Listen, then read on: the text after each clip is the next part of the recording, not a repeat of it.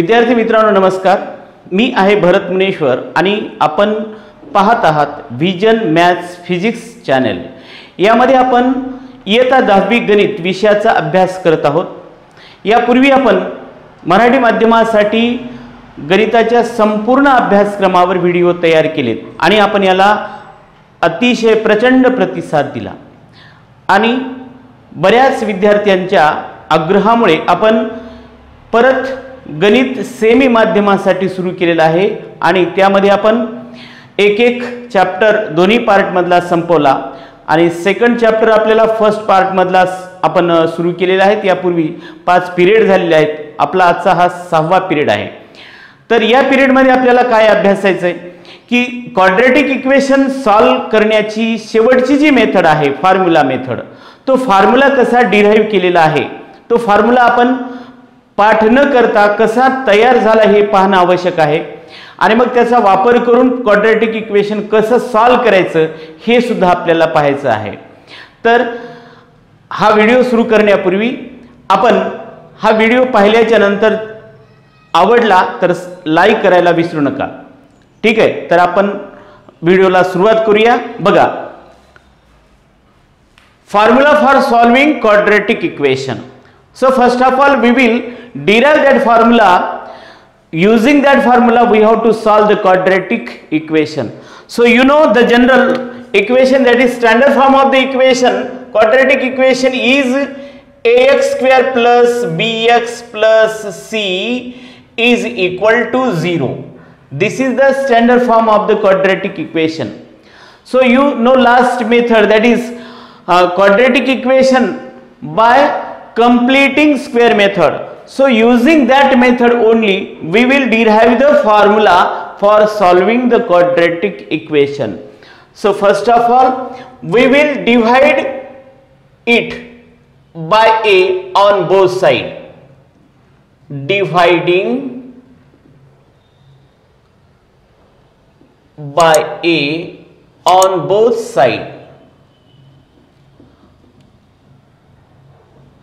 आपल्याला माहिती आहे कंप्लीटिंग स्क्वेअर मेथडनं क्वाड्रॅटिक इक्वेशन सॉल्व करायचं असेल तर आपण काय करतो, इथला कोएफिशियंट हा 1 आणत असतो. 1 अदर दॅन 1 चालत नाही, म्हणून आपण 1 आणण्यासाठी हे a नको आपल्याला, म्हणून a न दोन्ही साइडला डिवाइड करायचंय. मग काय होईल, ax square plus bx plus c divided by a divided by a divided by a is equal to 0 divided by a. So now a get cancelled, then we get x square plus b by a x plus c by a is equal to 0. Now this is the quadratic equation. In this equation we eliminate the coefficient, quadratic coefficient other than 1. So comparing these two terms, next step, x square plus b by a into x is equal to x square plus 2xy. Compare करूया. Compare केल्याच्या नंतर काय मिळेल, 2xy is equal to b by a into x. दोन्ही साइडचा x cancel. Then y is equal to b by 2a. हे multiply divide होतील आणि आपल्याला स्क्वेअर घ्यायचा आहे. y square is equal to b square by 4a square. Now adding and subtracting this third term in given equation. या equation मधून आपण काय करायचं, ऍड आणि सबट्रॅक्ट करायचं.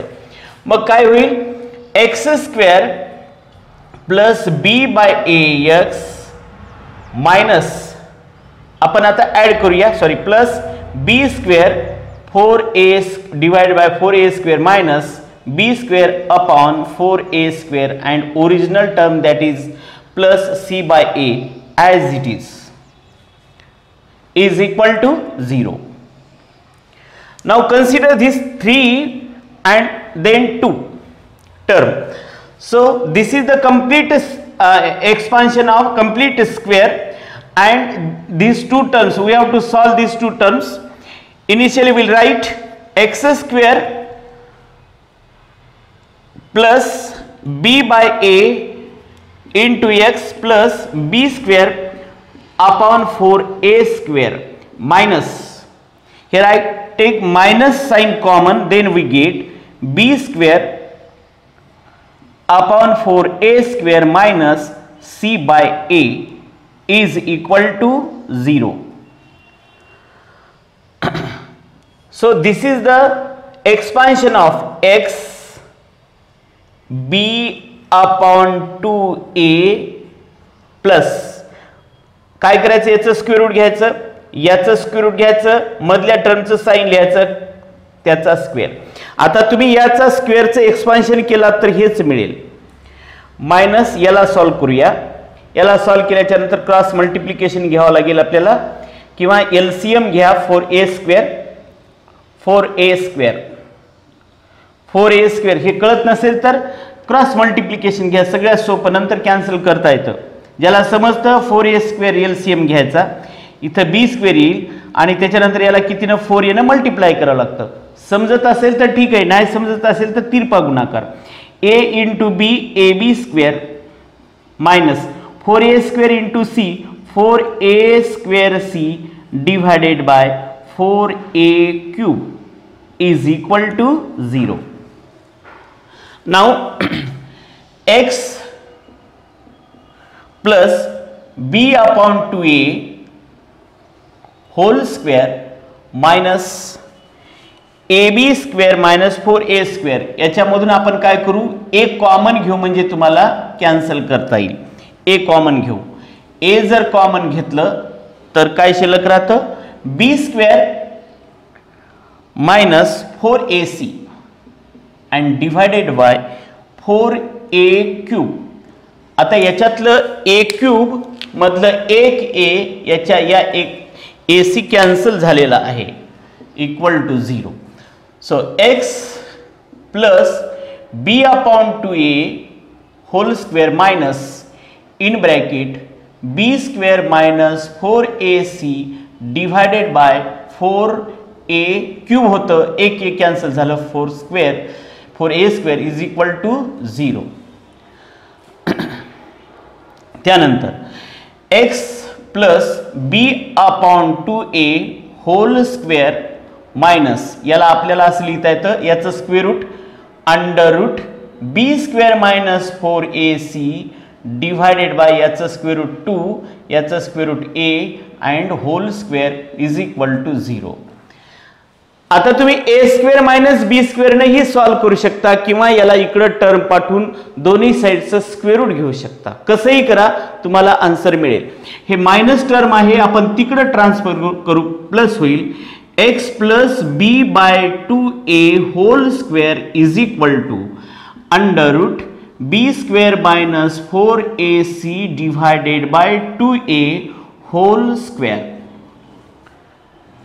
Then taking square root on both sides, then we get x plus b by 2a is equal to, याचे दोन square route असतील, एक प्लस आणि एक minus, plus minus under root b square minus 4ac divided by 2a. आता आपण हे plus जे आहे तिकडे ट्रान्सफर करा, मायनस होईल.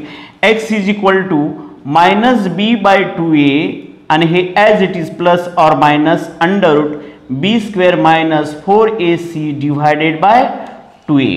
परत या दोघांचा डिनॉमिनेटर सेम आहे म्हणून असं लिहू शकतो, x is equal to minus b plus or minus under root b square minus 4ac divided by 2a.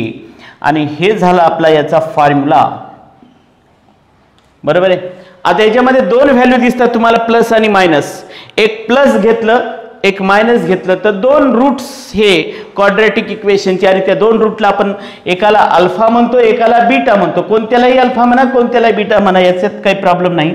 Alpha is equal to, first root is equal to minus b plus under root b square minus 4ac divided by 2a and beta is equal to minus b minus under root b square minus 4ac divided by 2a. Plus घेतलं alpha म्हटलं, minus घेतलं beta म्हटलं, बाकी same आहे.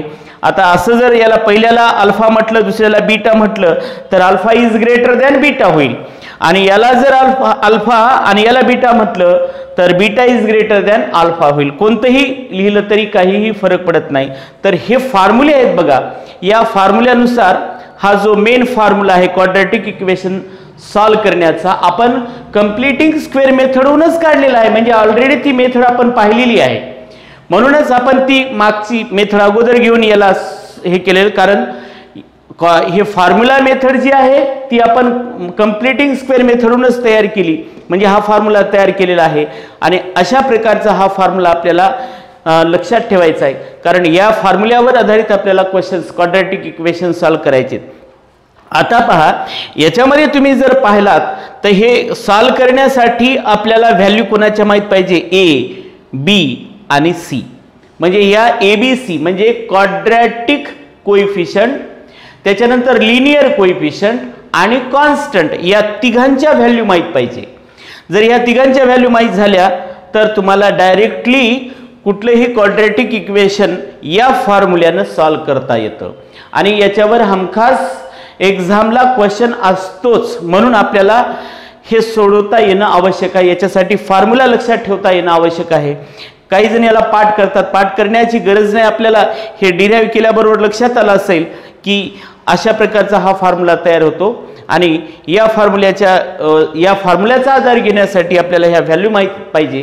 म्हणून आपण स्टार्टिंगला काय करू, ह्या व्हॅल्यू अगोदर फाइंड आउट करू. ह्या व्हॅल्यू फाइंड आउट करण्यासाठी एबीसी कोइफिशियंट जर आपल्याला फाइंड आउट करायचे असतील तर काय करावं लागेल, ते जे काही इक्वेशन आहे स्टार्टिंगला फर्स्ट स्टेप्स आपल्याला काय करावं लागेल, याच्यासाठी दिलेलं क्वाड्रॅटिक इक्वेशन स्टँडर्ड फॉर्म मध्ये आणणे आणि त्या इक्वेशनला स्टँडर्ड क्वाड्रॅटिक इक्वेशन सोबत कंपेअर करून एबीसीच्या व्हॅल्यू फाइंड आउट करणे, नंतर याची व्हॅल्यू फाइंड आउट करणे. मग आता ती आपण क्वाड्रॅटिक इक्वेशन सॉल्व करताना बघू. तर तत्पूर्वी आपण एबीसीच्या व्हॅल्यू फाइंड आउट करूया, म्हणजे तुम्हाला थोडी प्रॅक्टिस होईल. तर प्रॅक्टिस सेट 2.4 मध्ये फर्स्ट क्वेश्चन आहे. फर्स्ट क्वेश्चन असा आहे, find the values of ABC for the following quadratic equation by comparing with a standard form. So first equation is x square minus 7x plus 5 is equal to 0. This is the standard form. So comparing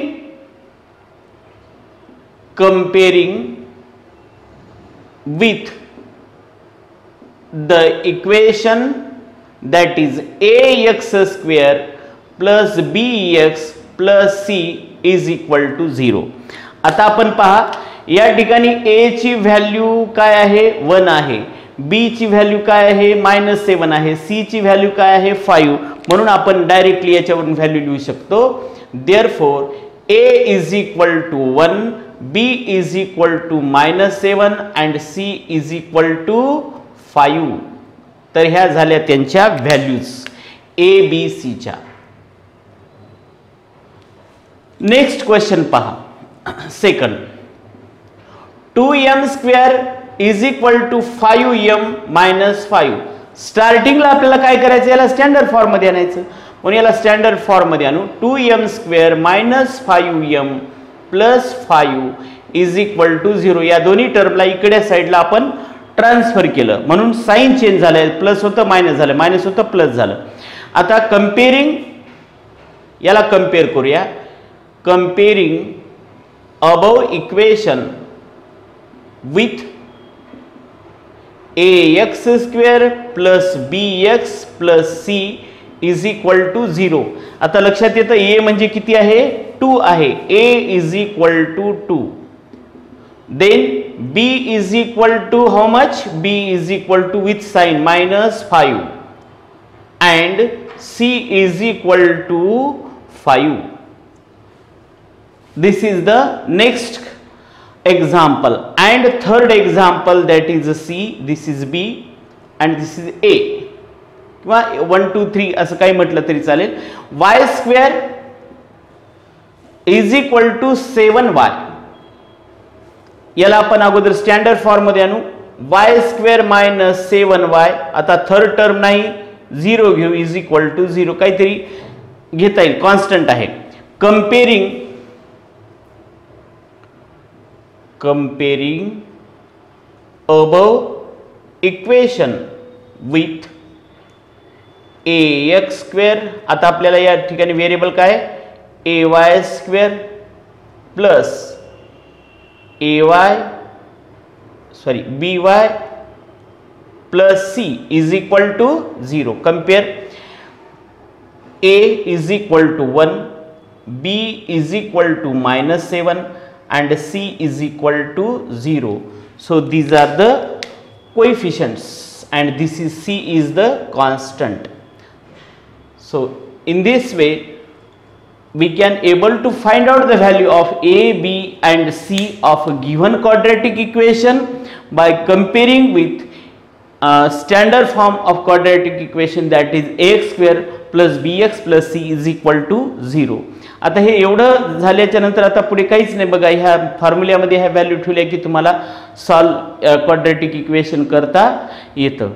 ठीक आहे, तर हा formula आपण कसा derive केला हे सर्वांनी थोडं व्यवस्थित बघून घ्या.